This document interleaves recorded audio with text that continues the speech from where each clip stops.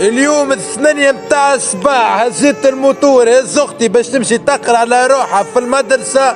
عرضوني 3 الافريكان جابنا عليا سيف بالسيف باش منعت بالروح بحرارة الروح.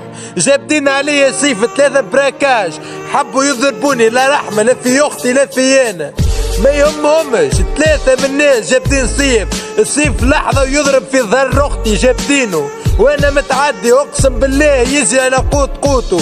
وصلت اختي وانا مروح نلقاه جروب كامل يستنى فيا.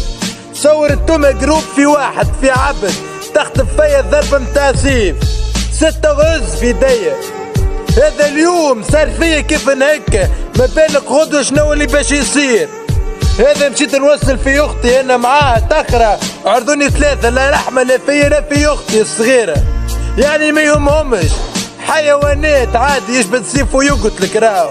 هذا اليوم عمل لك غدوة شنو باش يصير. غدوة يدخل عليك لدارك عادي يغتصبك وانت في الدار راهو ما يهمهمش. فيقوا على وضعك ما باش يصير فينا اعظم من فلسطين راهو. اقسم بالله باش يصير فينا اعظم من فلسطين. كيما دخلت اسرائيل فلسطين بشوي وتو هاني تعاني فلسطين. حتى تونس باش يقدوها كيف هكا يا نفيقوا على وطننا ونخرجوهم يا اما راهم باش يقتلونا في بلادنا. 12 مليون تونسي ما نجموش يخرجوهم.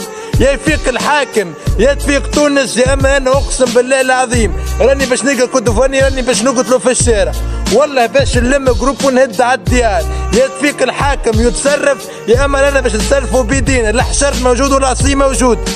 انا اليوم 6 غرز يتحلوا لي في يديا غدوة راسي يتقص عادي راه كان نجم يقتلني راه قص وراسي.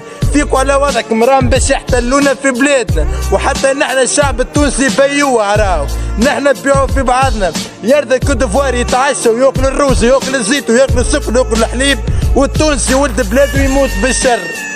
حاجة عادية نحن توانسة بيوع. نحن اللي حللنا ليهم عينيهم راهو. كان جينا نحن واقفين راهي بلادنا لاباس عليها عادي. التونسي يبطل ولد بلاده تونسي ويخدم الكودفواري بالرخيص. نحن بيوعة يا نفيقوا لبعضنا يا اما باش يحتلونا ويقتلونا ونحن حيين ويدخلوا لدينا ويحتلونا.